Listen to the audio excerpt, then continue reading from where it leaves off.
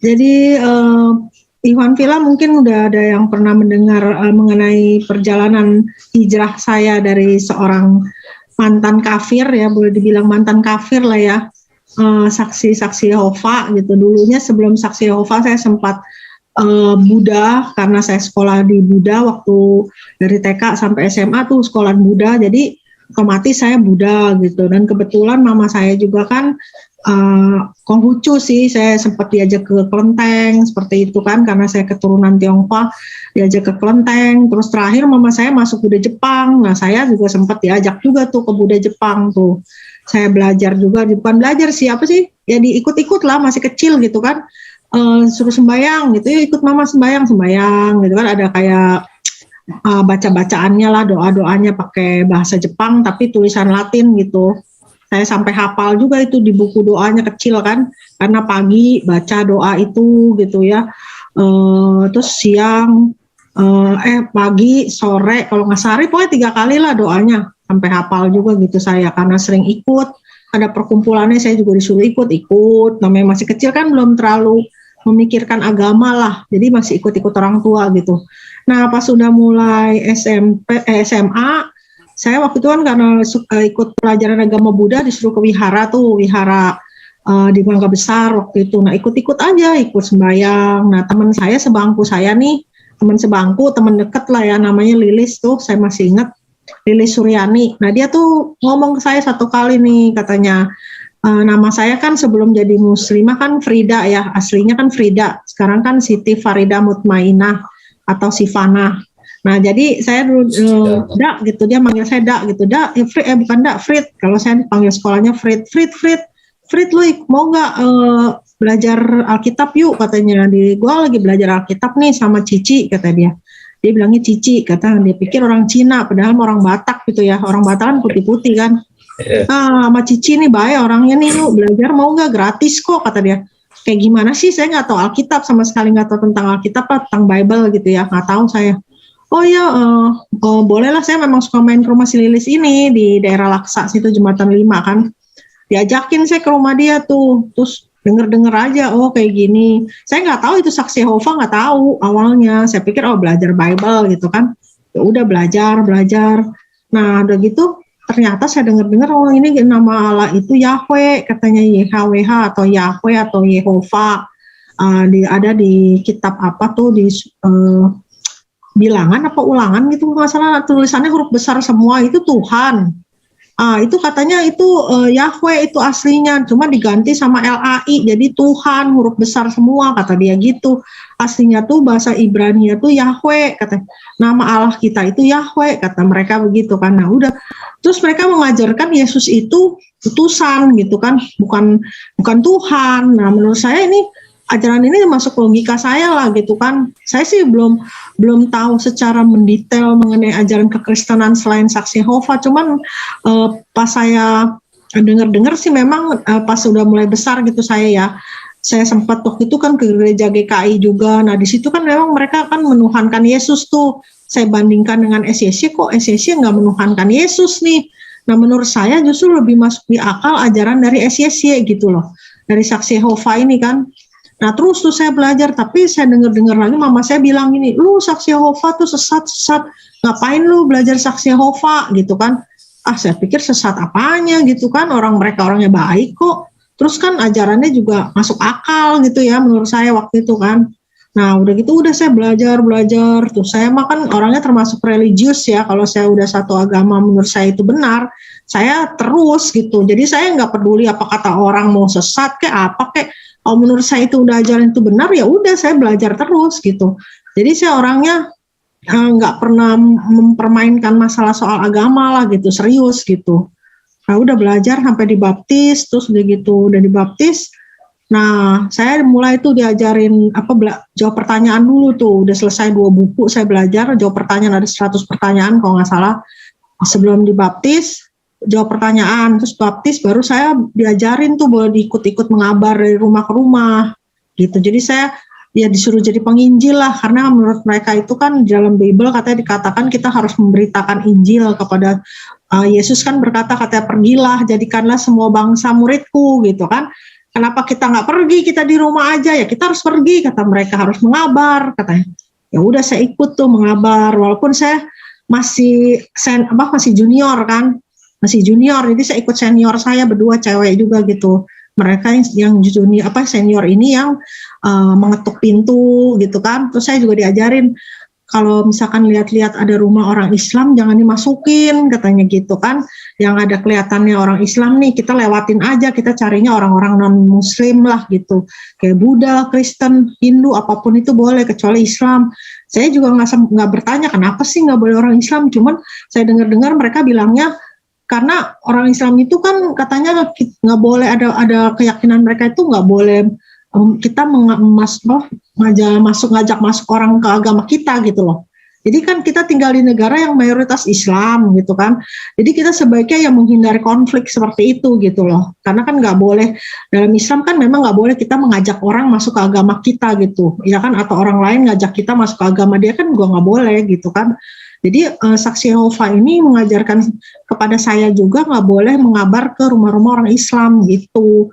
Jadi ya udah saya mah nurut-nurut aja lah, pokoknya udah nggak boleh ya udah ikut-ikut. Jadi saya memperhatikan teman saya ini ngabar, oh caranya begini, basa-basi dulu lah gitu kan, gimana caranya supaya pemilik rumah ini tertarik gitu. Kita bukan jual majalah loh, katanya kita ini menawarkan berita baik dari majalah ini namanya Menara Pengawal gitu kan. Kita bukan jual majalah, kalau mereka itu bilang kita bukan jual majalah, ini majalah kalau perlu dikasih gratis juga nggak apa-apa gitu. Yang penting mereka menerima berita baik gitu dari Injil gitu, dari Bible kayak gitu. Udah lumayan lama juga sih saya ngabar, tapi saya kadang-kadang saya juga bantu menambahkan juga ketika teman saya lagi ngasih kesaksian ke pemilik rumah gitu. Nah udah gitu saya sempat vakum juga tuh, waktu itu ya berapa lama tuh nggak aktif lah. Saya waktu saya nggak aktif itu saya sempat juga tuh ke gereja-gereja diajak teman saya itu mah, bukannya saya mengimani, cuma sekedar diajak. Saya pengen tahu ini gereja ini kayak gimana sih gitu, saya penasaran juga kan.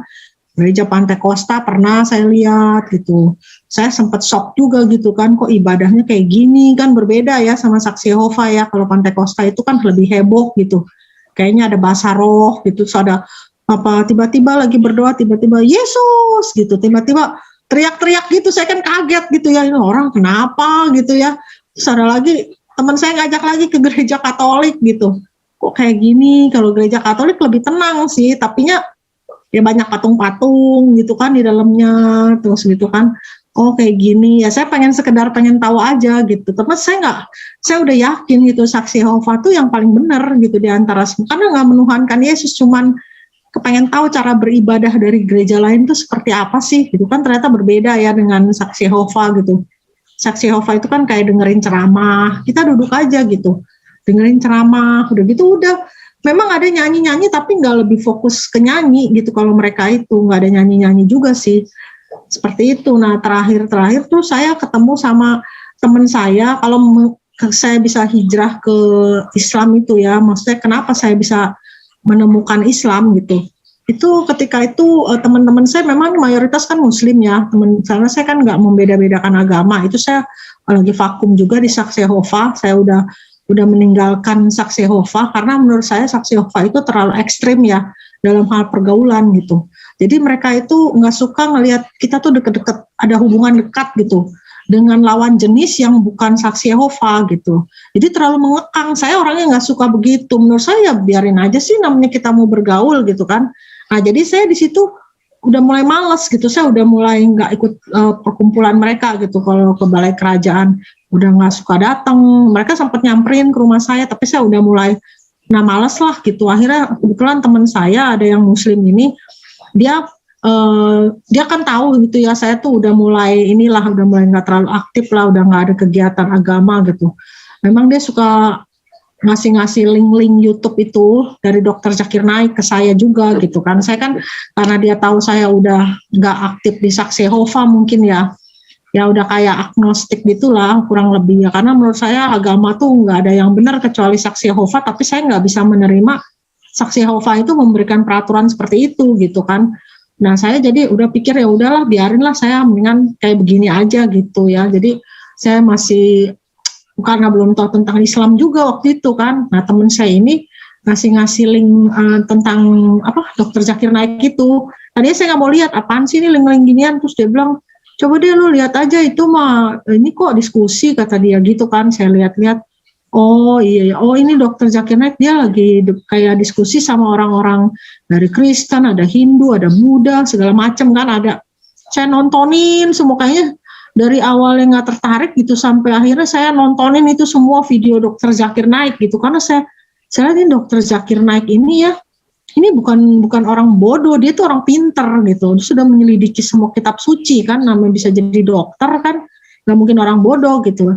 Dia menyelidiki semua kitab suci, terus dibandingkan dengan Al-Quran tuh ternyata Al-Quran ini yang paling nggak ada kontradiksi gitu. Nah saya di situ mulai berpikir, oh tadinya saya pikir saksi Yehova yang paling benar ya, ternyata ini Islam ini yang paling benar gitu loh, karena saya lihat dari kitab sucinya ternyata patokan suatu agama itu ya kan, bukan masalah dari karena nggak menuhankan Yesus, tapi lihatnya dari kitab sucinya.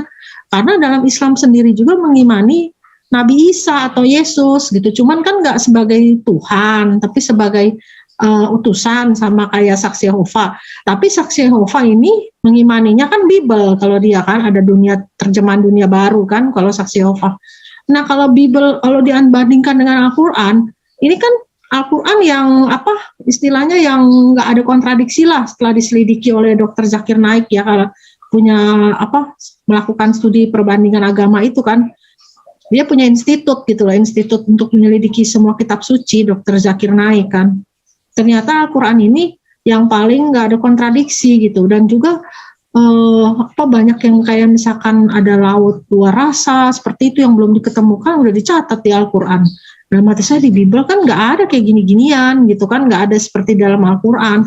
Dari situ saya mulai, ternyata saya ini dulu ini salah gitu, karena saya pikir saksi Yehova yang paling benar, tapi ternyata ini Al-Quran ini yang paling benar gitu loh, bukannya Bible maksudnya. Karena Bible itu memang awal-awalnya sih kayak kan memang umat Islam ini harus mengimani juga kitab sebelumnya ya, kayak Injil, kayak Taurat, Zabur, Injil gitu kan. Tapi kan kalau kitab-kitab itu kan hanya untuk pada zaman itu gitu loh, bukan untuk segala zaman gitu. Kalau Al-Quran ini kan untuk sampai akhir zaman gitu. Jadi nggak lekang oleh waktu gitu loh. Jadi selalu update, selalu up to date gitu. Untuk sampai saat ini juga itu nggak bisa berlaku gitu loh. Maksudnya nggak ada batasan untuk semua makhluk hidup gitu. Maksudnya kalau kayak misalkan Yesus itu kan diutus hanya untuk Bani Israel.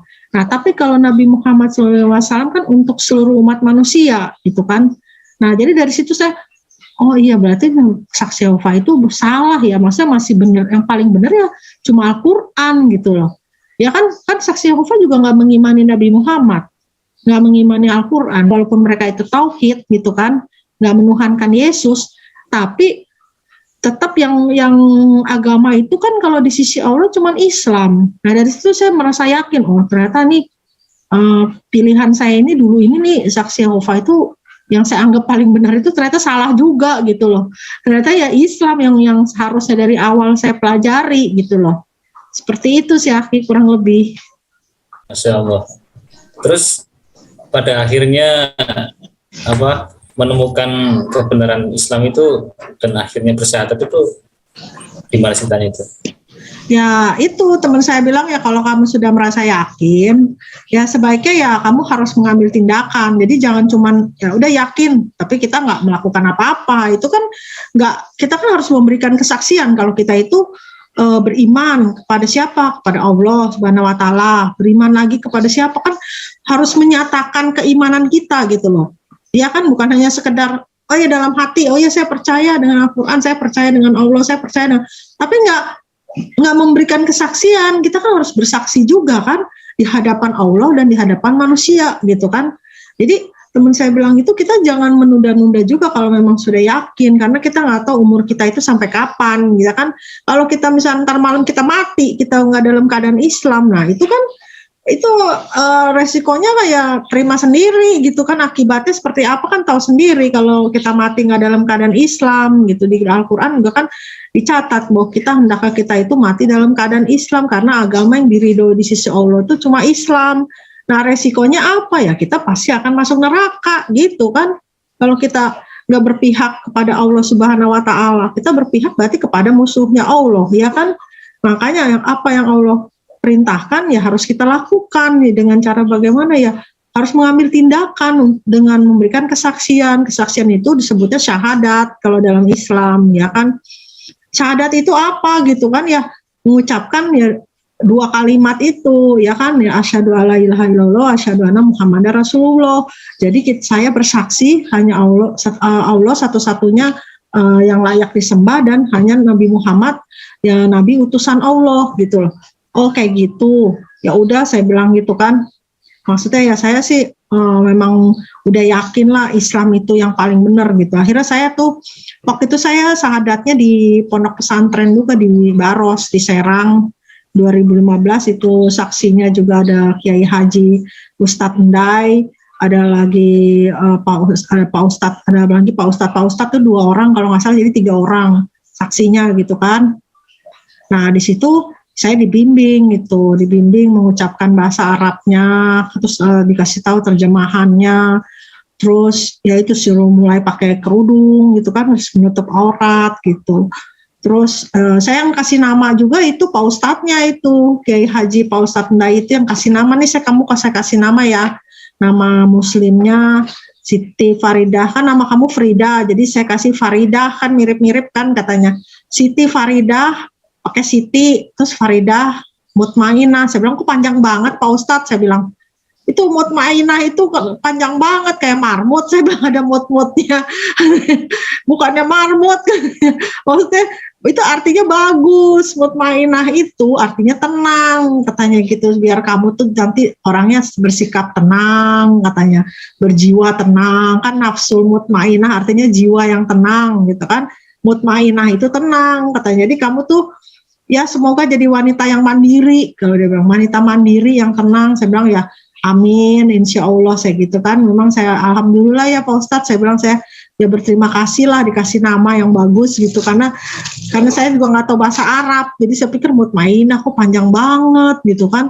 Kalau Siti Faridah kan Faridahnya ada mirip-mirip nama saya lah, Frida gitu kan, Siti Faridah Mutmainah. Ya udah, karena kepanjangan jadi channel saya singkat aja namanya. Tadinya dulu channel saya Siti Faridah Mutmainah Channel, cuman karena kepanjangan udahlah Sifanah aja, jadi Sifanah Channel kan lebih simpel gitu. Cuman orang-orang pada pikir nama saya tuh Sifanah gitu. Padahal kan itu singkatan sebenarnya Siti Faridah Mutmainah gitu. Cuman orang-orang pada manggilnya Sifa gitu, kayak Bu Uti Watimena juga kan. Sangkanya nama saya tuh Sifa gitu, Sifanah. Mereka ada yang tahu, ada yang enggak sih itu kepanjangan dari Siti Faridah Mutmainah. Ada yang tahu tapi ada juga yang enggak gitu. Jadi ya nggak masalah lah. Bagi saya pokoknya memang nama saya kan memang Sifana itu, Siti Faridah Mutmainah kan, biar lebih singkat aja gitu. Jadi setelah saya bersyahadat itu, saya langsung masukin ke itu, suruh belajar dulu tuh di pondok pesantren, ada kan di daerah Baros, pondok pesantren Salafiyah kalau nggak salah itu, ada makom juga di situ, makom keramat. Nah di situ saya belajar gitu ya, diajarin tuh sama Pak Ustadz pemilik pondok pesantrennya cara sholat gitu, maksudnya baca hafalin ya doa iftitah gitu kan, terus gerakan sholat gitu, terus udah gitu. Nah selebihnya saya ini sendiri tuh, saya baca dari buku petunjuk sholat itu gitu kan, ada hafalin. Memang kan intinya kita harus hafalin juga kan doa-doa untuk sholat gitu ya, pada saat ruku, pada saat kita sujud, pada saat kita kan kayak doa kunut, kayak gitu tuh saya hafalin sendiri itu dari buku itu gitu loh. Walaupun saya belum bisa baca Arabnya ya, saya sempat tanya juga ke Pak Ustadz, emang kalau orang Islam tuh harus bisa baca Arab ya? Saya bilang, kata Pak Ustadznya ya nggak harus, katanya, cuman kalau kita bisa baca itu kan lebih bagus katanya gitu kan. Kalau kita bisa baca Arab kan lebih bagus, kita kan bisa ngaji, itu kan ada pahalanya sendiri kalau kita bisa ngaji gitu kan. Oh gitu, karena menurut saya kayaknya susah banget ya bahasa Arab, apakah saya bisa gitu belajar bahasa Arab gitu kan, tulisannya aja, ngelihatnya aja udah kayak begitu gitu kan. Terus akhirnya ya udahlah, cuman dalam hati belum ada keinginan mau belajar bahasa Arab, belum ada waktu itu. Nah seraya waktu berjalan tuh saya juga masih belum terlalu hafal ya, jadi kadang pakai kerudung. Waktu itu sih masih pakai kerudung, lama-lama saya nggak pakai kerudung gitu kan. Sampai mereka tuh kadang-kadang kayak di tempat mama saya gitu ya, dulu saya waktu nggak pakai kerudung, mereka nggak nyangka saya Islam karena saya nggak pakai kerudung kan. Tapi justru sekarang udah berapa tahun belakangan ini kan saya pakai kerudung terus, mereka baru, oh sekarang berhijab ya, disangka mereka saya tuh baru masuk Islamnya sekarang karena melihat saya berkerudung terus gitu. Padahal kan udah dari dulu, cuman dulu kan saya kadang maksudnya nggak pakai kerudung, maksudnya gitu, belum secara kafah lah. Waktu habis adat sih pakai, cuman setelah itu saya kira-kira setahun apa pakai, terus udah gitu saya nggak pakai tuh, kan saya dari 2015 berarti udah 7 tahun ya. Nah pas tahun yang keduanya apa saya udah mulai nggak pakai juga, terus nah saya mulai dapat hidayah lagi nih, udah berapa tahun terakhir, 4 tahun terakhir kali mungkin ya, saya baru pakai kerudung terus gitu. Jadi saya mulai Allah mulai kasih saya hidayah lagi gitu. Jadi waktu itu saya nggak sholat juga masih bolong-bolong lah, maksudnya belum 5 waktu gitu ya, jadi belum secara kafah karena ya begitulah, sibuk sama dunia gitu kan, nyari duit gitu. Jadi terus juga saya masih ya gitulah, terlibat dengan kayak misalnya kegiatan duniawi gitu, suka nyanyi lah di semule kayak gitu kan. Pokoknya nggak bermanfaat lah seperti itu. Nah terus suami saya sempat negur saya juga waktu itu kan, saya udah mulai menikah lagi gitu, dapat suami muslim, negur saya juga, kamu daripada nyanyi semule mendingan kamu ngaji gitu kan. Saya masih nggak selalu saya tanggepin gitu, suami saya orang saya demen nyanyi gitu kan, saya nyanyi aja. Udah gitu udah tuh, pas terakhir ini nih, semenjak saya bilang dapat hidayah itu, saya mulai tersadar gitu ya, kayak seolah-olah Allah tuh kayak ngasih tahu saya, kamu tuh harus nurut apa kata suami kamu gitu. Jadi istri tuh harus begitu, harus kalau suami nasehatin apa tuh harus nurut, karena saya kan orangnya keras juga ya. Jadi saya mulai mempertimbangkan, oh iyalah saya udah nggak mau nyanyi di semule gitu kan, saya nutup aurat, pakai kerudung. Ya suami saya sih senang gitu ngelihat perubahan dalam diri saya gitu ya. Maksudnya udah mulai mengikuti saran suami lah gitu kan. Ya terus saya mulai pengen belajar ngaji gitu, saya panggil guru ngaji ke rumah gitu. Itu awalnya itu saya belajar ngaji juga karena saya tuh di sebelah kontrakan saya tuh suka ada majelis taklim kan, pengajian ibu-ibu. Suami saya bilang, kamu ikut pengajian tuh. Saya bilang, aduh saya pengen sih, cuma saya nggak punya baju gamis saya bilang gitu. Masa saya pengajian pakai celana panjang, saya bilang pakai kerudung, kan nggak lucu kan, orang-orang ibu-ibu pada pakai baju gamis. Saya bilang bagus, sampai pengen beli baju gamis aja, ya Allah, saya bilang nggak punya duit ya buat beli baju gamis, sampai begitu kan saya kan. Akhirnya udah dah, nunggu suami saya dapat THR, waktu itu beli saya baju gamis yang murah-murah aja, saking kepengen pengajian itu gitu loh. Saya sampai dalam hati saya, Allah saya pengen pengajian, kalau ngedengerin ibu-ibu di sebelah tuh lagi pengajian tuh kepengen gitu loh, kepengen ikut gitu, sampai ya Allah saya tuh pengen punya baju gamis, ya Allah saya bilang saya pengen ikut pengajian itu loh, di ibu-ibu di sebelah itu kan suka sholawat gitu ya. Kayaknya mungkin Allah, ya bukannya mungkin ya, memang Allah dengar gitu kan, mungkin keinginan hati saya gitu. Pas THR udahlah saya belilah baju gamis yang murah-murah gitu kan, beli aja berapa biji kayak gitu sekalian gitu kan buat saya pengajian. Akhirnya saya pengajian. Nah di pengajian itu awal mula saya tuh ketemu ibu-ibu yang bisa ngajarin saya ngaji gitu loh. Mungkin itu juga salah satu keinginan saya kan, pengen bisa ngaji. Ya Allah tuh dengar gitu, tahu gitu keinginan saya tuh pengen bisa ngaji, pengen punya baju gamis, itu tuh dipenuhin semua gitu sama Allah. Jadi saya diketemuin sama ibu-ibu pas duduk di sebelah saya, ada ibu-ibu kan. Nah dia yang mimpin pengajian itu waktu itu, karena Bu Ustazahnya nggak datang. Terus saya bilang, Bu, saya kan kenalan dulu dong, saya mau alaf Bu. Oh ya alhamdulillah kan dia gitu kan. Iya Bu, saya pengen belajar ngaji Bu, tapi saya bingung nih nyari guru ngajinya siapa ya. Oh saya bisa katanya ngajarin. Saya bilang, wah alhamdulillah, itu pas sebelah saya guru ngaji gitu loh. Akhirnya ya kapan yuk kita belajar yuk. Akhirnya tiap hari tuh saya seminggu 5 hari itu belajar sejam, walaupun cuma sejam karena dia juga sibuk kan, suka ngajarin ke tempat lain juga gitu keliling. Sejam ya, saya cuma bisa sejam aja, nggak apa-apa lah, cukup sejam, tapi kita setiap hari katanya. Oh ya udah, Senin sampai Jumat apa Senin sampai Sabtu kalau nggak salah deh, saya lupa. Wah tiap hari aja sejam. Nah di situ tuh beliau ini kebetulan memang dari lulusan pesantren gitu, udah biasa ngajar. Jadi tuh saya yang tadinya otaknya mungkin udah rada kurang cepet itu ya mengingat gitu loh. Diajarin sama beliau ini langsung cepet gitu karena beliau ngajarinnya tuh teorinya tuh bagus gitu menurut saya. Jadi untuk yang belum tahu huruf hijaiyah gitu kayak saya kan, jadi saya kan pertama lihat bentuknya tuh kayak huruf ba gitu kan, sa gitu kan ya. Terus segala yang pokoknya susah-susah lah saya melihatnya titiknya nak gitu. Bukan lihat titiknya, lihat bentuknya. Terus saya bilang, saya nggak ingat-ingat ya, ntar ketukar-tukar ba sama ta, ketukar-tukar gitu. Kata ibu ini, jangan lihat bentuknya, lihatnya tuh titiknya, katanya. Titik di bawah itu ya, katanya titik di atas tuh ta, kalau titiknya 2, katanya. Kalau di bawah 1 ba, di atas 1 na. Oh gitu, iya karena kenapa kalau lihat bentuk, kalau huruf Arab tuh kalau udah disambung, kamu nggak kelihatan bentuknya lagi, katanya. Oh iya ya, saya pikir-pikir iya juga sih. Saya kayaknya mau mengingat tuh kan susah, begitu dikasih tahu beliau begitu langsung saya, oh iya bener juga. Terus saya langsung mulai cepet ingat gitu. Maksudnya 25 kan lumayan juga dihafalin ya kan. Nah akhirnya langsung cepet ingat, langsung saya dalam waktu berapa bulan gitu ya, udah langsung bisa gitu ya. Terus beliau juga sempat gini, Bu, katanya ngomong ke saya, Bu, Ibu nyangka nggak katanya Ibu tuh bisa secepat ini hafal huruf hijaiyah gitu. Udah sampai Iqra berapa waktu terakhir sama dia Iqra 4 ya. Ibu pernah terpikir nggak Ibu tuh bisa belajarnya secepat ini gitu? Enggak, saya bilang. Saya juga nggak pernah nyangka Ibu bisa secepat ini, katanya dia gitu. Ya ini karena Ibu tuh, Allah tuh tahu Ibu tuh kepengen cepet bisa ngaji, makanya Allah permudah katanya gitu. Semua itu kembali ke niat kan. Kalau niat kita tuh lillahi ta'ala, kita pengen cepet bisa ngaji nih, pasti Allah permudahkan gitu usaha Ibu, ikhtiar Ibu tuh untuk bisa ngaji gitu. Kalau Allah tuh tahu, maksudnya keinginan hati seseorang tuh pasti Allah tuh tahu gitu. Dan Al-Quran itu nggak sulit bagi orang-orang yang mau belajar gitu, yang memang sungguh-sungguh mau belajar gitu, kata ibu itu kan. Saya bilang, iya juga sih ya Bu, saya juga nggak nyangka loh.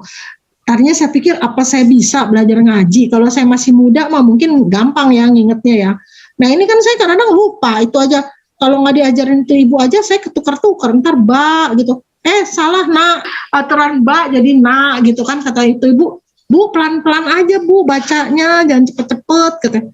Iya saking saya bersemangat gitu loh, pengen ngomong nak jadi ba, salah nak gitu kan. Terus ibu jangan cepet-cepet bacanya, kalau baca Al-Quran tuh nggak usah cepet-cepet, yang penting benar gitu kan.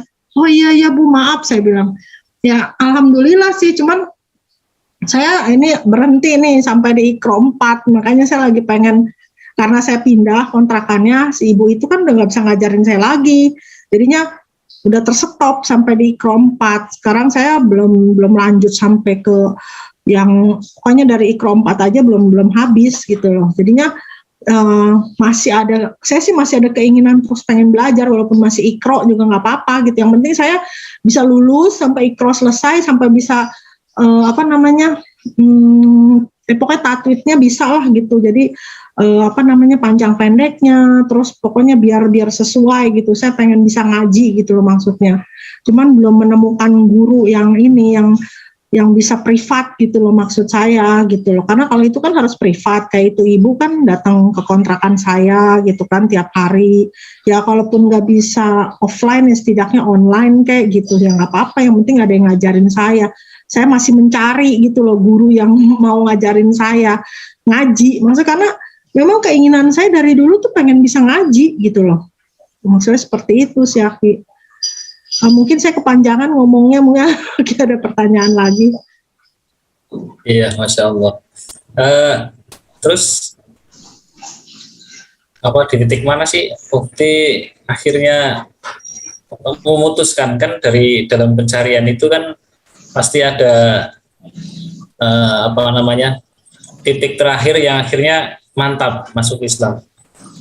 Ya itu saya bilang karena saya merasa walaupun banyak image jelek ya tentang di luaran gitu tentang Islam, yang kata Islam beginilah begono, apalagi waktu kerusuhan itu kan tahu sendiri kan yang tahun 98 itu kan banyak kejadian-kejadian yang katanya orang-orang Tionghoa itu diperkosa-perkosain, terus mereka teriak Allahu Akbar gitu kan.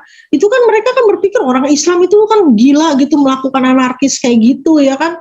Tapi saya nggak melihat itu di dalam ajaran Islam gitu, karena saya berpikirnya juga gini, kayaknya apa mungkin gitu ya orang melakukan tindakan kayak gitu terus dia teriak Allahu Akbar gitu. Emangnya Allah mendukung gitu tindakan pemerkosaan? Kan nggak mungkin kan?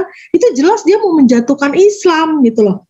Mana mungkin juga, emang ada agama, saya tanya nih, selain Islam misalkan, ada gak agama lain juga yang mendukung pemerkosaan? Kan nggak ada. Yang istilahnya Tuhannya menyetujui tindakan pemerkosaan kan nggak ada, apalagi Islam. Islam juga Allah nggak pernah menyetujui pemerkosaan, penjarahan. Waktu itu kan penjarahan ya, penjarahan, pemerkosaan yang daerah Pluit itu katanya orang-orang Cinanya tuh diperkosa-perkosain, terus pemerkosanya teriaknya begitu, Allahu Akbar kata. Saya bilang bagaimana mungkin gitu, ini mau hanya oknum aja yang mau menjatuhkan Islam, mana mungkin Islam mengajarkan pengikutnya untuk memperkosa orang, itu kan nggak mungkin. Apalagi lagi melakukan tindakan begituan aja teriaknya kayak begitu, itu jelas tuh cuman mau menjatuhkan Islam, kayak misalkan bom bunuh diri, itu juga bukan orang Islam, mereka itu hanya oknum gitu loh. Jadi mereka bukan mengatasnamakan ya, supaya orang tuh berpikir oh itu orang Islam gitu loh, ya kan. Mereka tuh mungkin sengaja pakai kerudung perempuannya, ya kan, supaya orang pikir wah orang Islam nih yang bom bunuh diri nih, ya kan. Padahal kan belum tentu juga mereka Islam. Kan semua orang boleh pakai kerudung, ya kan, nggak mungkin gitu ya, pemikiran saya tuh yang nggak mungkin lah orang-orang Islam tuh berbuat seperti itu, karena dalam semua agama bahkan bukan Islam aja kan nggak ada yang mengajarkan tindakan seperti itu kan, kayak bom bunuh diri lah, apa teroris gitu, nggak ada, walaupun bukan Islam apalagi Islam gitu kan. Nah nggak mungkin, ini hanya untuk yang menjatuhkan Islam aja gitu. Saya nggak percaya dengan media-media yang seperti itu ya. Jadi saya lebih percaya apa yang ada di dalam kitab suci Al-Quran gitu.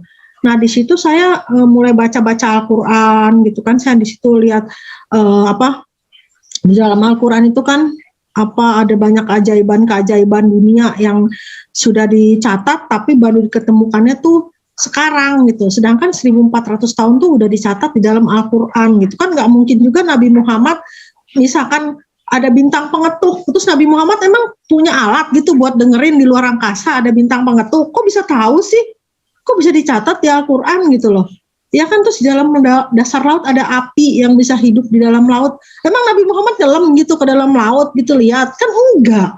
Terus dari mana Nabi Muhammad tahu? Itu kan jelas bukannya perkataan Nabi Muhammad SAW, tapi perkataan dari Allah melalui Nabi Muhammad gitu loh. Nah dari situ saya mulai berpikir gitu ya. Memang kan kalau Islam itu kan hanya untuk bagi orang-orang yang mau berpikir gitu kan, yang mau menggunakan akal sehat gitu. Jangan cuman sekedar dengerin kata orang aja gitu. Maksudnya hanya imani gitu kan. Walaupun nggak masuk logika juga diterima aja. Kalau saya mah nggak bisa begitu. Kalau saya harus masuk logika saya. Jadi terus di dalam Al-Quran juga kan banyak tuh, kayak misalkan sidik jari, terus asal muasal besi itu dari mana gitu kan. Besi itu dari luar angkasa ya kan, lempengan-lempengan dari pecahan-pecahan dari meteor gitu, dari luar angkasa itu Allah datangkan ke bumi untuk manusia, itu menjadi besi gitu kan. Karena Allah tahu kebutuhan manusia akan besi gitu loh. Nah itu penemuan kayak besi, penciptaan besi asal muasal dari mana, itu kan di Al-Quran ada.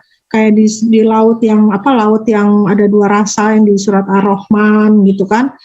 Nah terus lagi banyak lah pokoknya janin, pembentukan janin. Nah itu mana ada sih kitab suci yang sesempurna Al-Quran gitu loh, yang paling lengkap ya, mulai dari kita bangun tidur sampai kita mau tidur gitu kan, semua tuh diatur gitu. Jadi bukan hanya sekedar Islam ini bukan sekedar agama ya, jadi mengatur sistem peradaban manusia gitu loh. Jadi dan juga untuk segala zaman gitu loh. Jadi semua pertanyaan manusia ada jawabannya di Al-Quran. Kayak kenapa? Karena Allah sudah tahu kan, Allah yang menciptakan manusia. Jadi Allah tahu dong apa yang nanti akan dipertanyakan manusia. Allah sudah siapkan jawabannya gitu di dalam Al-Quran gitu. Jadi udah paling sempurna lah, udah nggak ada kitab suci yang selengkap, yang paling terjaga keotentikannya itu cuma Al-Quran aja gitu. Kenapa? Karena Allah sendiri kan berjanji di surat Al-Baqarah kan, bahwa Allah juga yang akan Allah yang menurunkan Al-Quran, tidak ada lagi keraguan di dalamnya gitu kan. Berarti kan kita nggak perlu ragu lagi, Al-Quran itu Allah yang menurunkan gitu, yang udah paling sempurna lah gitu kan. Bahkan kita bahkan untuk orang-orang yang musyrik aja kan Allah menantang, coba kamu buat satu surah misalnya Kalau memang kamu ragu akan Al-Quran, itu buat aja satu surah, nggak akan bisa, nggak akan pasti bisa gitu. Kenapa? Ya karena itu memang Al-Quran itu dijaga gitu sama Allah.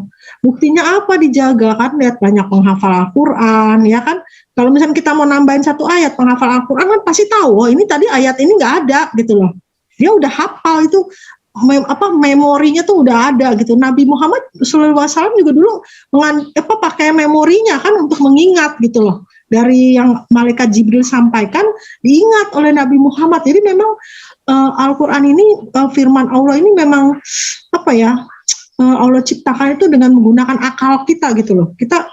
Otak kita itu mampu mengingatnya gitu, karena memang Allah ciptakan itu kan, kalau daya ingat kita kan nggak mungkin lupa. Kalau kita tulis kertas bisa hilang udah.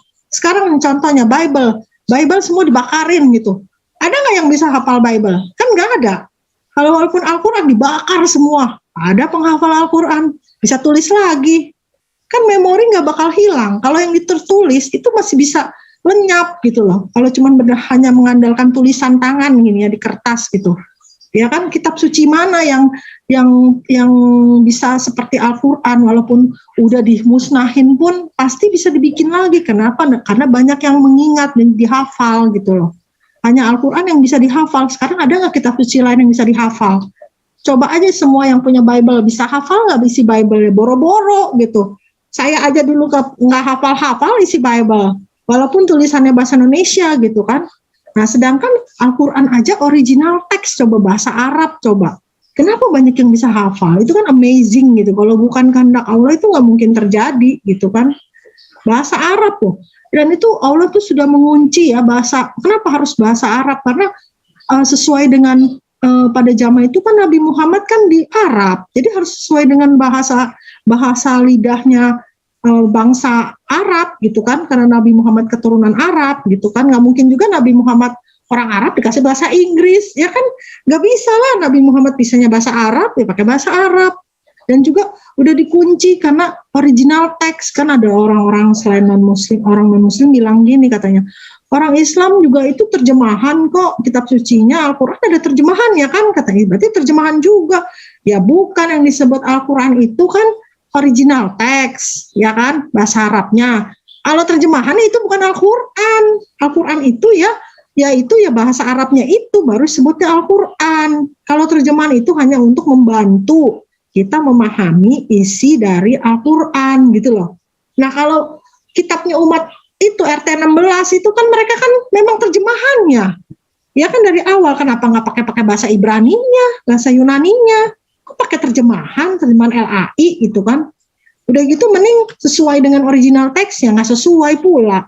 Nah kalau Al-Quran apakah pernah direvisi? Ya kan nggak pernah. Kalau mereka terjemahannya direvisi. Revisi lagi. Saya berpikirnya begini, kok kitab suci direvisi ya? Emangnya buku pelajaran sekolah gitu? Kalau buku pelajaran sekolah mah direvisi. Kitab suci kan firman dari Allah, masa dari Sang Pencipta, masa direvisi? Sedangkan Al-Quran aja kan nggak pernah direvisi, karena memang kan original teks. Mungkin bisa direvisi, Allah sendiri aja udah menantang, coba buat satu surah semisalnya, bisa nggak? Itu kan kalau dia mau revisi berarti dia mengotak-atik isi kitab suci kan, ya kan, dirubah-rubah, itu namanya revisi.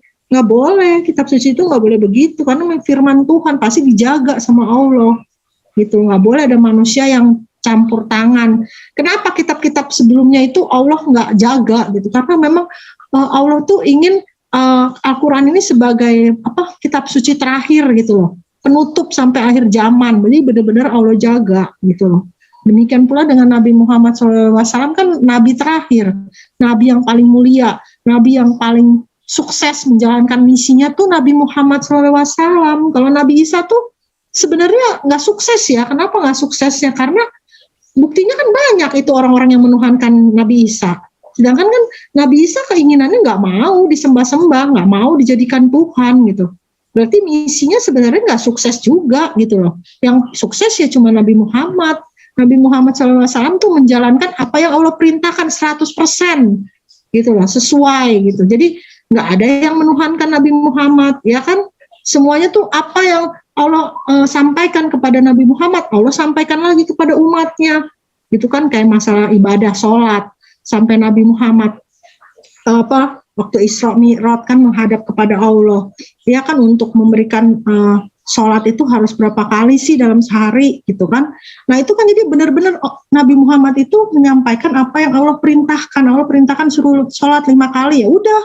Nah itu yang Nabi Muhammad berikan kepada umatnya seperti itu gitu, sesuai gitu. Jadi yang paling berhasil itu cuma Nabi Muhammad menjalankan visi dan misinya sebagai Rasulullah gitulah. Seperti itu sih. Jadi memang inilah bukti bahwa Al-Quran itu memang mukjizat Allah ya, dijaga sampai yaumul qiyamah. Bahkan mu'alaf yang masuk Muslim itu karena mempelajari Al-Quran, karena memang ayat yang pertama diturunkan itu Iqra, bacalah. Kemudian ada ayat lagi yang afala ta'qilun, afala tatafakkarun, afala ta'qilun, gunakan akalnya. Kemudian afala tatafakkarun, gunakan pikirannya. Seperti itu, Masya Allah. Baik, pada saat masuk Islam, saat baru bersyahadat, itu sembunyi-sembunyi atau orang tua tahu? Enggak, saya itu kabur dari rumah, Ki. Kalau orang tua tahu bahaya itu. Saya kabur dari rumah, saya terus ke Serang itu kan, saya kabur dari rumah itu. Nah, jadi setelah saya udah bersyahadat, nah terus akhirnya baru saya pulang gitu. Kayak kakak saya juga kan yang nomor 2 juga kan Muslim. Kakak saya yang nomor 2 itu mu'alaf juga, tapi dia kan karena kebetulan dia itu menikah dengan seorang perempuan muslimah gitu. Jadinya dia juga gitu, nggak ngomong-ngomong, dia juga pergi gitu kan, nggak pulang-pulang. Mama saya teleponin.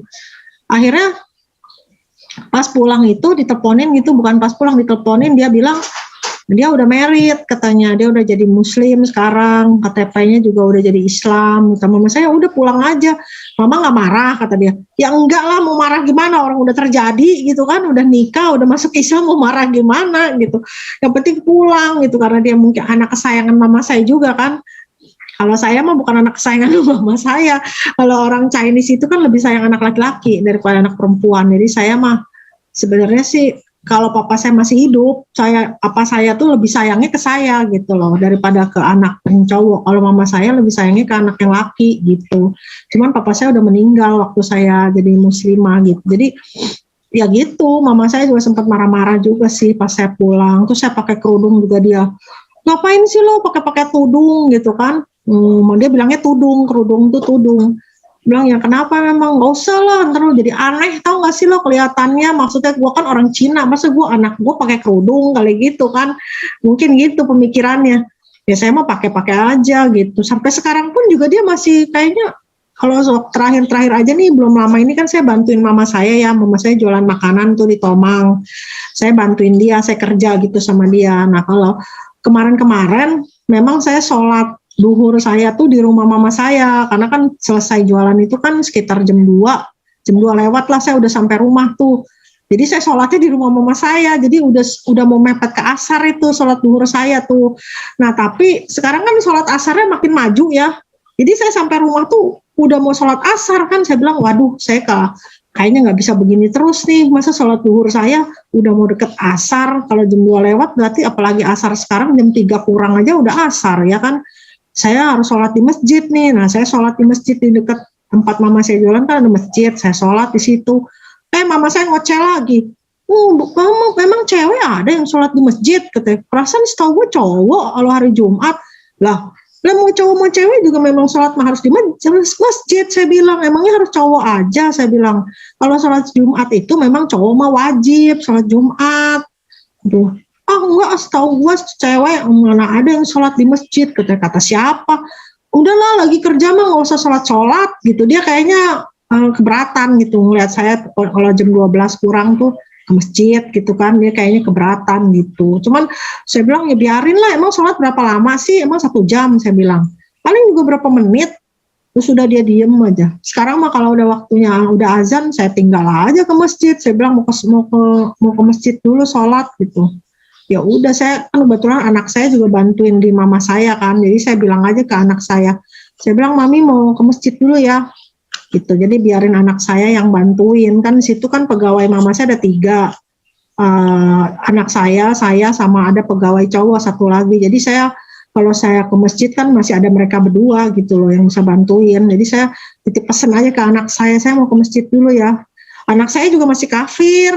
Dia tuh saya kasih tahu, iya saya ajarin tentang Islam dikit-dikit saya kasih tahu sih, saya bilang gitu. Cuman dia, agama itu kan privacy kata dia gini. Ya udahlah, saya cuman masih suka saya kasihin video-video kalau ada, kan saya suka saya jadiin status di WA tuh kayak video Ustadz Hadi Hidayat gitu ya. Saya jadiin status, dia suka lihat gitu. Saya suka kasih tahu. Umur berapa? Udah gede, udah 19 tahun, cowok. Yang ikut sama saya itu yang nomor 2, 19 tahun. Cuman dia sempat ngomong gini, aku kalau dapet cewek orang Islam, aku mau masuk Islam. Gitu ngomongnya. Sekarang dia bilang lagi punya pacar orang Islam katanya. Cewek aku tuh pakai kerudung loh, katanya gitu. Terus kok mamanya kasih dia pacaran sama kamu? Mungkin mamanya pikir kamu cuma berteman-teman aja kali ya sama anaknya, saya bilang gitu kan. Dia mamahnya dia juga kayak mami tahu, pakai bajunya begitu, pakai kerudung katanya. Mamahnya pacarnya yang sekarang ini kata dia. Saya bilang, terus dia pernah ngomong gini ya, aku mau kalau aku dapat pacar orang Islam, aku mau masuk Islam katanya gitu. Kalau aku jadi nikah sama dia, ya kamu harus masuk Islam. Saya bilang kan nggak boleh orang Islam nikah sama yang selain Islam, saya gituin dia kan. Ya iya nggak apa-apa kata dia gitu. Kalau aku jadi nikah sama dia mah nggak apa-apa, katanya maksudnya dia masuk Islam gitu. Dia sih ngomongnya begitu. Cuman nih kalau ngomong sama saya, orang Islam, perempuan Islam tuh pakai kerudung ya cantik ya. Cantik-cantik loh, itu perempuan orang Islam tuh pakai kerudung, saya giniin aja. Ya memang kodratnya perempuan itu harus pakai kerudung, saya bilang gitu. Terus dia bilang, iya lo bener lo, cantik lo perempuan kalau berkerudung. Dia ngomong gitu mas. Saya dikit-dikit udah kasih tahu dia tentang Islam juga sih. Saya bilang, kalau di Islam tuh, tahu nggak Fit, kamu di agama kamu tuh diajarin nggak tentang malaikat-malaikat? Kalau di Islam ada malaikat tuh ada 10, tahu nggak? Kamu tahu nggak malaikat ada 10? Ada nama-namanya. Saya kasih tahu aja dia kan. Malaikat Jibril tugasnya ngapain? Saya kasih tahu dia malaikat Mikael yang memberikan rizki itu, menurunkan rizki itu malaikat Mikael. Saya kasih tahu dia dengerin aja. Ya, kayak saya kasih tahu dikit-dikit aja tentang Islam gitu, seperti apa gitu. Dia sih nggak komen apa-apa sih. Ya, mudah-mudahan aja dapat hidayah dia ya. Amin. Iya, mudah-mudahan dapat hidayah gitu. Kalau saya sih doainnya begitu. Anak saya yang cewek juga sama. Ngomongnya dulu gini, aku nanti kalau udah lulus SMA, aku mau masuk Islam katanya. Loh, kok nunggu udah lulus SMA? Ya kan aku kalau udah lulus SMA, aku udah kerja kan, aku masuk Islam ya. Nanti kalau papi misalkan marah ya aku pergi aja dari rumah gitu. Dia mikirnya kalau dia sekarang masuk Islam, dia ntar gimana sekolahnya, kan papinya yang nanggung gitu kan. Dia nggak dapat uang jajan dong, nggak ada yang biayain sekolah dong gitu. Kalau udah lulus SMA kan udah bebas gitu kan. Masuk Islam ya kalau diusir ya tinggal pergi gitu kan, maksudnya kan. Gitu, dia masih ada rasa takut sama papinya gitu, karena kan tinggalnya sama papinya. Jadi kata aku kalau udah lulus SMA aku baru mau masuk Islam. Loh, oh gitu ya, nanti kalau nggak boleh nunda-nunda lah. Saya bilang kalau misalkan nanti kamu nggak ada gimana, kan kita nggak tahu umur orang sampai kapan. Oh enggak, pokoknya aku nanti aja kalau aku udah lulus SMA, ngomongnya mau begitu. Tapi nggak tahu lah, siapa tahu ya belum lulus SMA juga udah dapat hidayah, ya kan? Terus selama sejak memeluk Islam itu apa nggak sih ujian terberat menurut Asti? Ujian apa? Yang terberat? Nah, ujian paling berat, ujian hidup lah.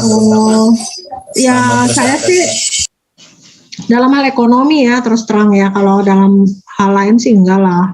Menurut saya sih dalam hal ekonomi itu paling terberat gitu, karena ya itu saya kan harus benar-benar mandiri gitu kan. Tahu sendiri orang tua saya juga udah nggak mau support saya gitu kan, sampai saya tuh udah benar-benar kesulitan ekonomi lah gitu ya.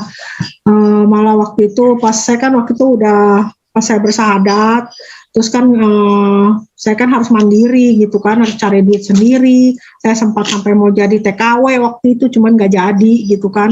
Saya bingung mau, karena saya kan udah lumayan berumur kan, saya waktu itu kan mau kerja juga kan, perusahaan mana ada yang mau pakai, kalau maksimal kan umur 35 tahun kan kalau perempuan.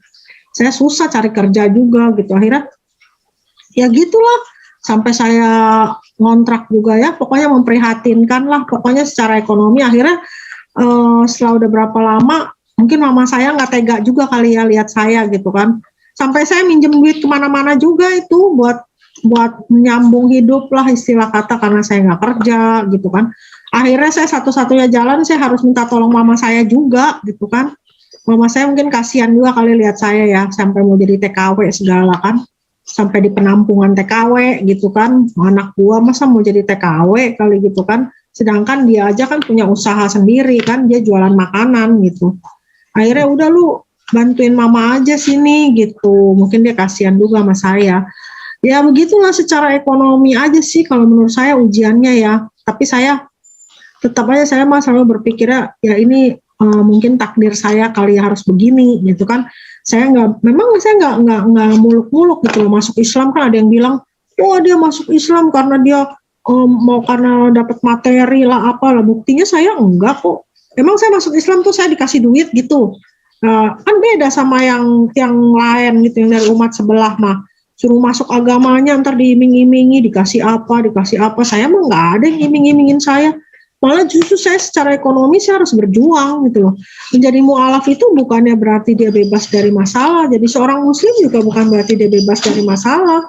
Justru itu bagian dari ujian iman gitu loh kalau menurut saya. Jadi bagaimana kita bisa bilang kita itu beriman kalau kita itu imannya nggak diuji, itu tuh bohong gitu loh. Allah sendiri kan, saya pernah baca ya di Al-Quran, cuma saya lupa ayatnya. Jadi bagaimana kamu bisa mengatakan kamu beriman tanpa kamu tuh harus mengalami ujian dulu gitu.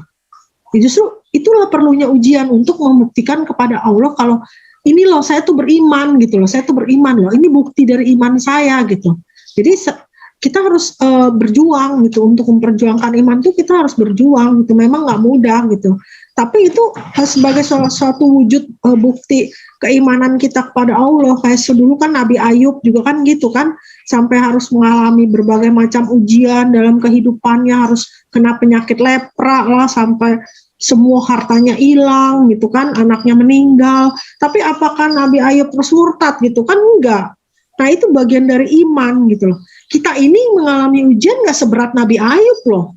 Nabi Ayub itu udah menurut saya udah paling, waktu saya jadi seorang SSC aja saya baca kisah Nabi Ayub kan juga ada ya di Bible ya Nabi Ayub. Saya sampai membayangkannya gitu, kayaknya sampai sedih gitu, ya Allah coba kalau saya jadi Nabi Ayub bagaimana perasaan saya gitu kan, sampai kena penyakit digaruk-garukin pakai beling gitu kan, sampai berdarah-darah, bagaimana gitu perasaannya. Udah begitu aja masih setia gitu sama Allah, nggak mau mengutuki Allah gitu, karena waktu istrinya aja bilang, kalau di Bible ya, ini kisah dari Bible yang saya baca, istrinya kan sampai bilang ke Nabi Ayub gini, katanya, engkau udah kayak gitu aja masih mau menyembah kepada Allahmu gitu, kepada Allah gitu kan, mereka nyebutnya kan Allah kalau di Bible.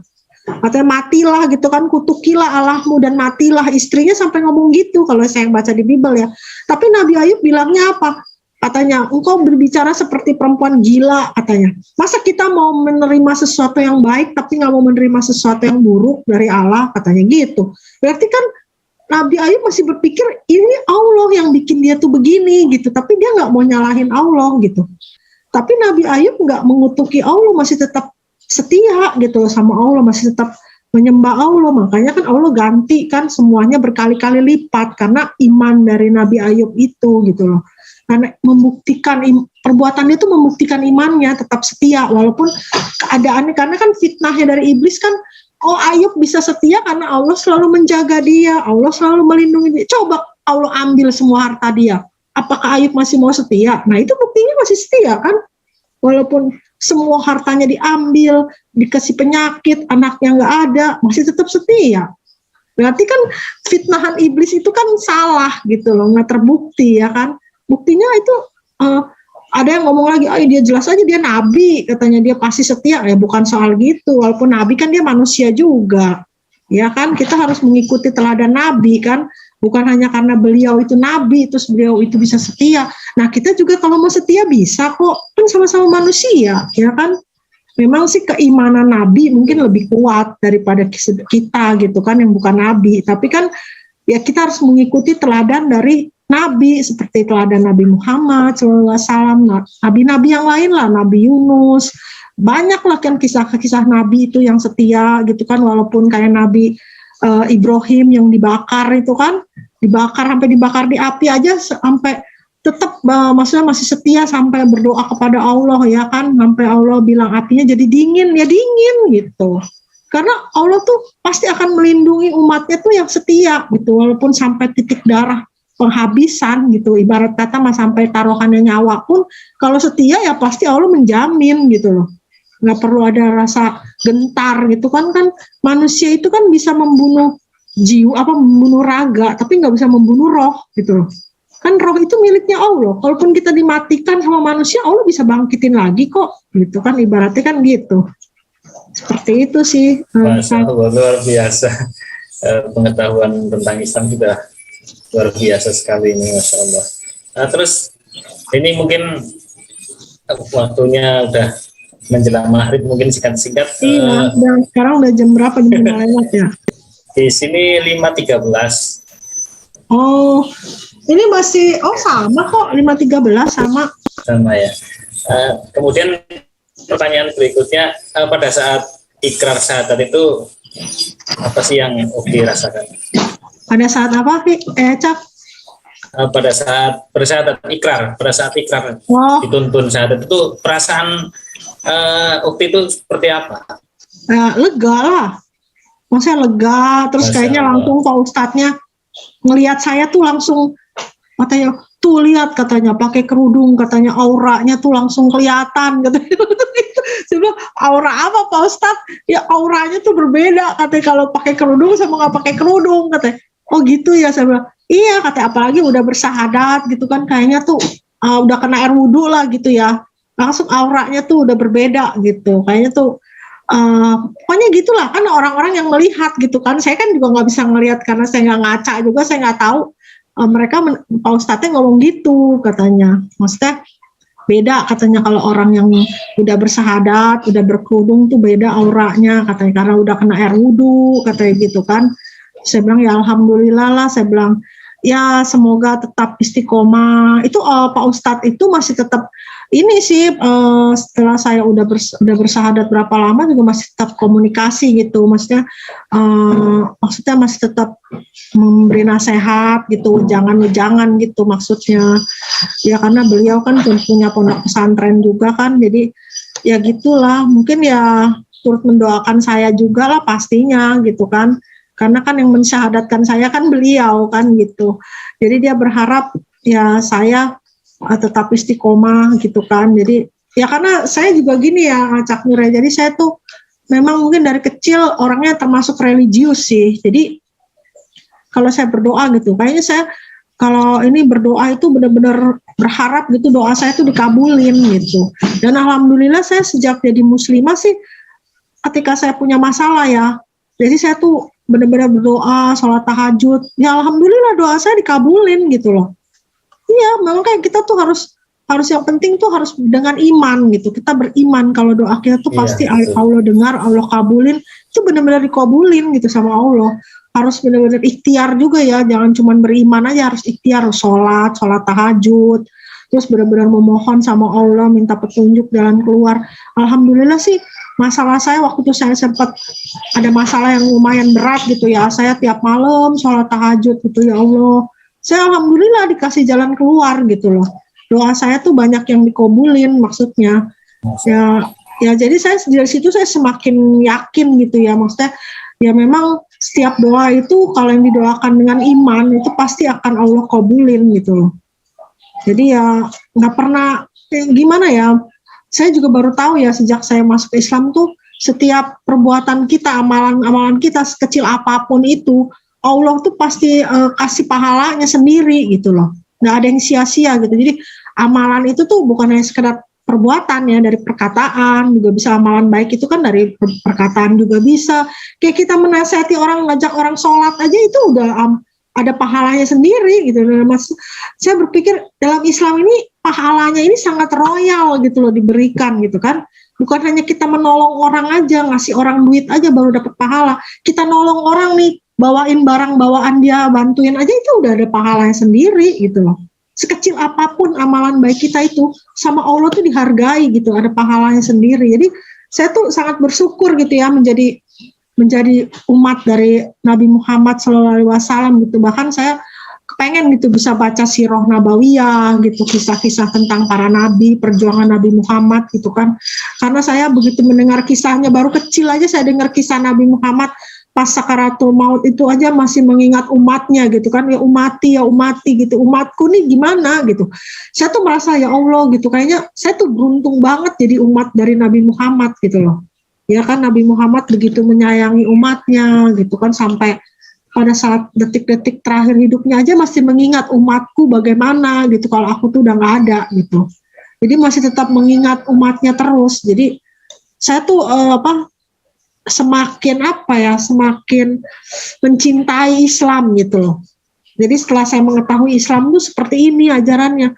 Jadi image saya yang dulu gitu. Kalau dulu kan saya berpikir Islam itu kan negatifnya tuh poligami gitu kan, masalah poligami. Tapi ternyata nggak ada keraguan gitu, poligami itu bukannya kewajiban tapi solusi gitu. Dan juga poligami itu kan justru dengan dalam Islam poligami itu dibatasi ya kan. Kalau dulu nabi-nabi itu kan poligami bisa punya ratusan istri gitu kan. Justru dalam Islam itu malah dibatasi. Dan itu juga kalau kita bisa bersikap adil. Kalau nggak bisa bersikap adil cukup satu saja. Kan kalau umat sebelah bacanya cuma sepotong ayat gitu kan, cuman 4 orang saja, tapi kan belakangnya nggak dibaca ayatnya kan. Nah, seterusnya kan ada. Kalau tidak bisa bersikap adil cukup satu saja. Nah itu baca sampai belakang sampai selesai gitu.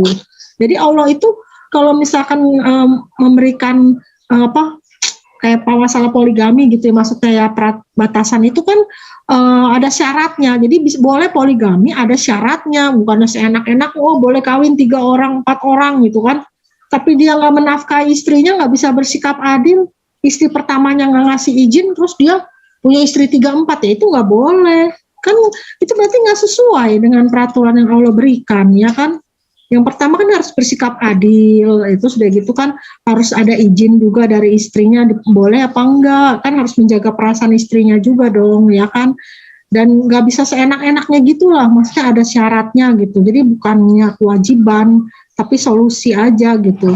Dan itu nggak diwajibkan. Dari situ saya baru tahu setelah saya masuk Islam. Dulu saya pikir kan kok Islam kayak gitu sih, boleh punya istri 3-4, pikiran saya gitu kan, jelek aja gitu loh. Tapi setelah saya jadi Islam, saya baru tahu, oh ternyata begitu, gitu ya kan. Bahkan teman saya ada yang membolehkan suaminya poligami, suaminya malah nggak mau. Kamu kalau mau poligami silakan, gitu. Dia malah, suami saya malah nggak mau, saya suruh poligami. Gitu. Kenapa? Ya karena dia merasa dia belum bisa bersikap adil, gitu loh. Dia tahu kekurangan diri dia, gitu. Dia nggak bisa bersikap adil, mendingan satu aja daripada nanti ada yang tersakiti, gitu kan. Misalkan punya istri 2 tapi dia nggak bisa bersikap adil kan, istrinya pasti ada yang merasa tersakiti kan gitu. Saya malah ngizinin suami saya poligami, dia malah nggak mau gitu kan, lucu kan. Kalau orang-orang malah bilang, saya dulu waktu live dikata-katain gini, oh mbak ini katanya masuk Islam udah siap ya di poligami ya, katanya gitu. Saya bilang belum tentu loh semua laki-laki itu mau poligami ya kan. Buktinya itu aja dikasih izin poligami dia nggak mau cowoknya. Ya bukan berarti dia pikir wah poligami enak nih bisa punya istri 2, 3, 4 gitu. Bukan begitu. Kalau laki-laki yang istilahnya mau mengikuti syariat Islam ya, yang bijaksana, yang bisa mengerti perasaan istrinya, dia pasti nggak mau malahan poligami gitu loh. Dia nggak mau karena dia merasa dia belum tentu bisa sanggup bersikap adil gitu. Kan syaratnya harus adil. Bisa nggak bersikap adil gitu kan? Gitu Cakmun. Udah sih saya rasa jadi kepanjangan. Enggak apa-apa, sebenarnya 5 jam enggak masalah. 5 jam. Nah, terus bosan lagi orang dengarnya.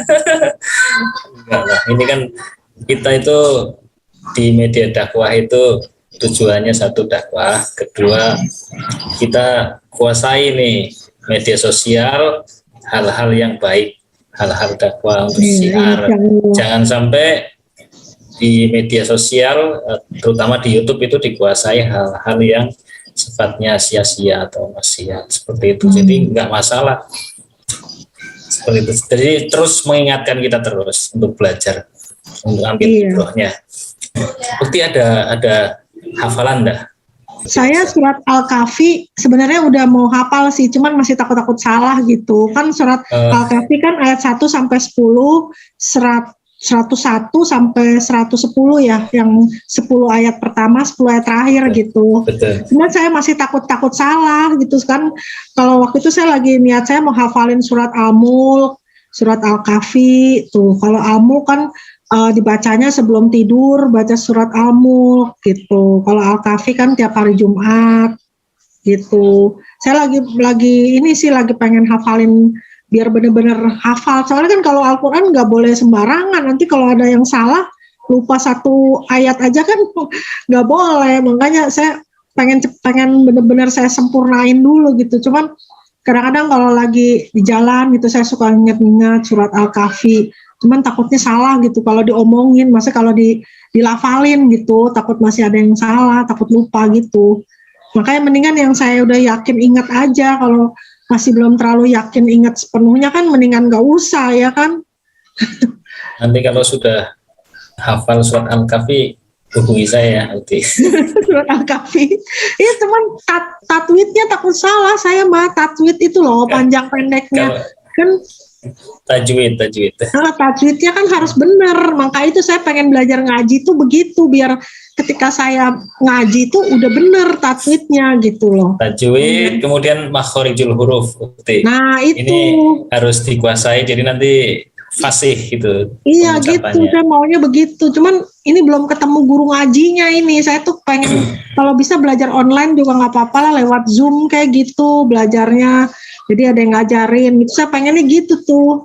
Jadi kayak kemarin saya baru dikajarin cara Al-Fatihah gitu kan. Terus kayak nyebut melafalkan basmalah gitu yang benar gitu. Jadi waktu itu baru diajarin Al-Fatihah aja sih sama Pak Ustadznya. Saya bilang nanti coba surat-surat yang lain kayak Anas gitu. Jadi biar tajwidnya yang benar gimana, cara ngajinya gitu maksudnya, pelafalannya gitu. Tadinya saya bilang udah Pak Ustadz dari Iqra 4 aja. Aduh mendingan ini aja deh daripada Iqra 4 langsung aja katanya. Ntar saya benerin kalau ada yang salah gitu panjang pendeknya gitu. Misal surat kayak Anas terus nanti Al-Baqarah. Waduh Al-Baqarah mah kepanjangan kali saya bilang. Ya nggak apa-apa katanya kan sedikit-sedikit katanya berapa ayat dibenerin gitu kalau ada yang salah gitu kan. Gitu. Dalam menghafal Al-Quran itu jangan khawatir, kita nggak usah buru-buru selesai, tapi Allah itu menilai umatnya itu usahanya, niatnya usahanya, rutinitasnya. Buat apa kalau kita hafal tapi tidak pernah diamalkan? Jadi orang belajar itu pahalanya 2 kali lipat. Seperti itu. Jadi kalau seandainya kita meninggal belum hafal khatam gitu ya nggak masalah. Allah itu menilainya pada saat kita itu belajar secara rutin, rutinitasnya itu kontinu. Iya betul. Jadi yang dinilai itu kontinunya itu. Begitu. Jadi nggak usah khawatir. Cuman kalau kita baca ayat-ayat Al-Quran belum benar tajwidnya nggak apa-apa gitu. Misalkan saya lagi baca Al-Quran nih tajwidnya belum benar gitu, nggak apa-apa. Kalau hafalan bukan hafalan, lagi baca aja. Membaca. Jadi kayak gini tahapan membaca Al-Quran itu yang pertama makhorijul huruf ya. Makhorijul huruf harus betul. Kemudian kalau sudah bisa pengucapan makhorijul hurufnya meningkat ke tajwid. Nanti kalau sudah tajwid nanti kita artinya kemudian tafsirnya seperti itu terus sampai kita hafal betul. Jadi tahapannya itu bukti makhorijul huruf kemudian sama tajwid itu insya Allah membacanya itu fasih insya Allah dan pengucapannya itu enak didengar seperti itu. Masya Iya, Allah. masalahnya kan nggak ada yang ngajarin saya. Jadinya Suami, saya kan, suami, suami saya juga justru masih pengen belajar, dia juga pengen belajar tajwidnya, dia juga sama. Ustadz di sekitarnya, Ustadz di sekitarnya, Saya ini Ustadzah kalau baru pindah di sini, baru berapa bulan saya di sini kontrakannya. Jadi tiap pulang kerja aja, pulang dari itu, kan saya dari rumah mama saya tuh malam, terus nyampe sini tuh malam paling kalau hari Sabtu Minggu sore sih udah nyampe rumah ya. Hari Senin kan libur kayak hari ini. Jadi nggak tahu saya juga majelis taklim di sini di mana. Kalau dulu mah di pas sebelah saya tuh majelis taklim gitu. Jadi kan enak ya. Kalau di sini saya nggak tahu, masjidnya juga kan agak jauh juga sih lumayan. Saya juga nggak tahu majelis taklimnya di mana. Kalau misalnya tahu kan mungkin bisa ketemu sama ada yang bisa ngajarin ngaji atau apa gitu kan, enak kan. Paling juga sempetnya hari Sabtu, Minggu, Senin kalaupun mau belajar ngaji gitu. Soalnya hari Selasa sampai Jumat tuh pulangnya malam terus gitu loh. Saya pengennya sih bisa belajar online kalau bisa gitu kan. Belajar online lewat Zoom gitu maksudnya. Jadi kan enak gitu kan, nggak usah. Nah, maksudnya kalau misalkan kalau lewat Zoom gitu kan nggak perlu ketemuan langsung juga bisa maksudnya gitu. Kalau saya sih paling kalau belajar lagi ngaji gitu, kalau kayak surat-surat Al-Kahfi atau apa, saya lihat bacanya sih Arabnya, bukan terjemahannya. Baca Arabnya, cuman masalahnya itu tajwidnya itu udah benar atau belum gitu. Jadi yang masih saya ragukan itu bisa sesuai dengan makhrajul huruf ya, apa namanya? makhorijul huruf. Makhrajul huruf iya, Nah, sama tajwidnya itu. Pengucapan makhraj Iya, hurufnya. makhraj iya. Nah itu yang takut salahnya di situ saya, karena kan ngaji itu kan nggak boleh sembarangan kan, kita kalau beda lafalnya aja kan artinya bisa beda ya kan. Betul. Itu Kayak macam di huruf-huruf hijaiyah itu kan hampir ada kesamaan bagi orang Indonesia umumnya ya, kayak karena pengucapannya kita kan biasa pakai dialek Indonesia gitu kan. Jadi kayak macam sin, terus shin, kemudian sin, kan beda nih. Kalau mungkin kalau di fathah mungkin sedikit berbeda kelihatannya, tapi kalau di kasroh akan samar kalau hampir sama kalau kita nggak tahu makhrajul hurufnya. Kayak macam sin dibaca si, kemudian shin dibaca shi, kemudian sui. Sui di kasroh ini kalau di kasroh.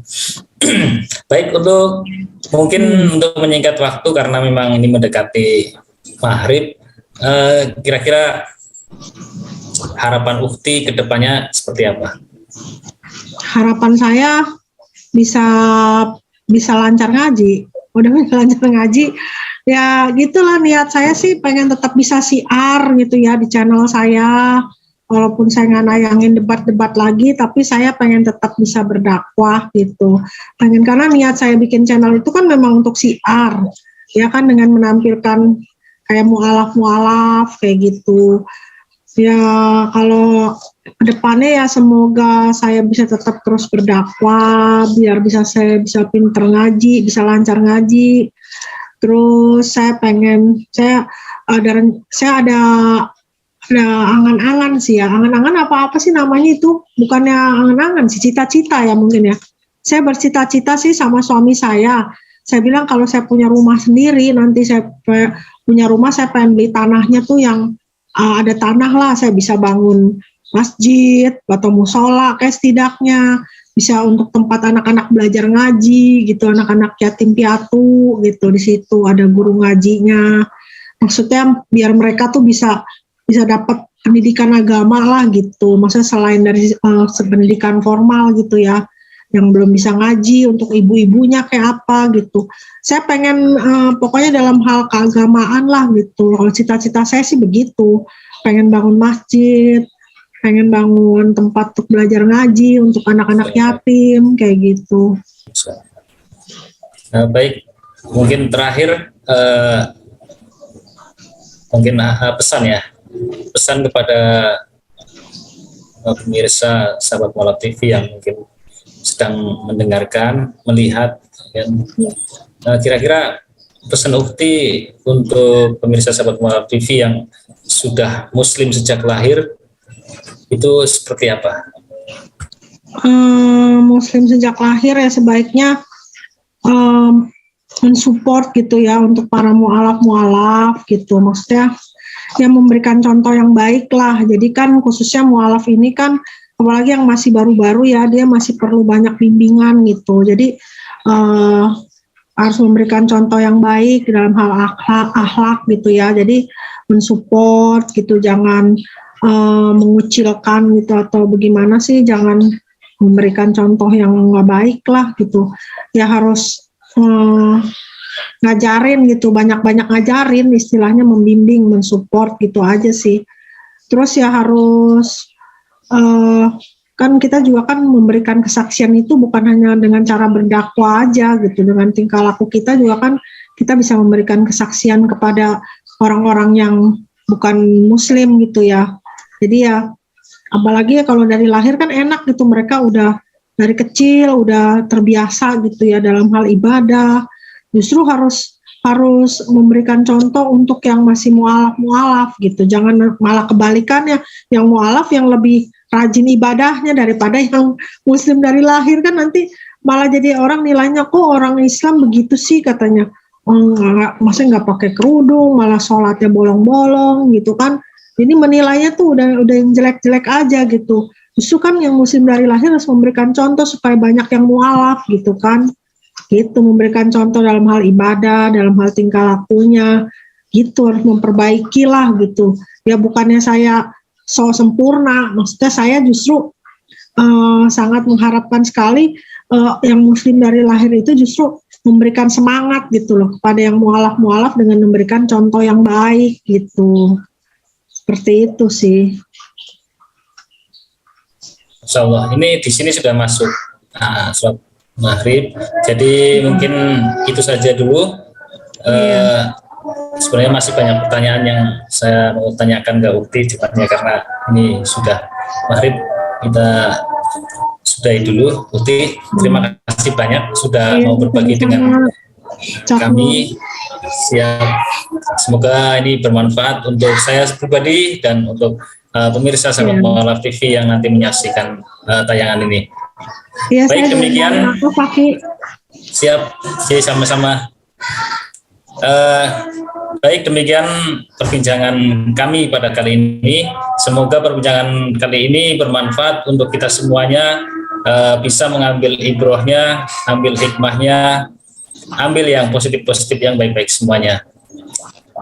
Demikian, dan apabila kami Ukti Sifana dan saya pribadi ada kesalahan, ada tutur kata yang kurang berkenan, mohon maaf yang sebesar-besarnya. Dan apabila ada benarnya itu semata-mata datangnya dari Allah Subhanahu wa taala. Akhirul kalam, wabillahi taufiq wal hidayah. Wassalamualaikum warahmatullahi wabarakatuh. Terima kasih Uti. Warahmatullahi wabarakatuh. Sama-sama Ki.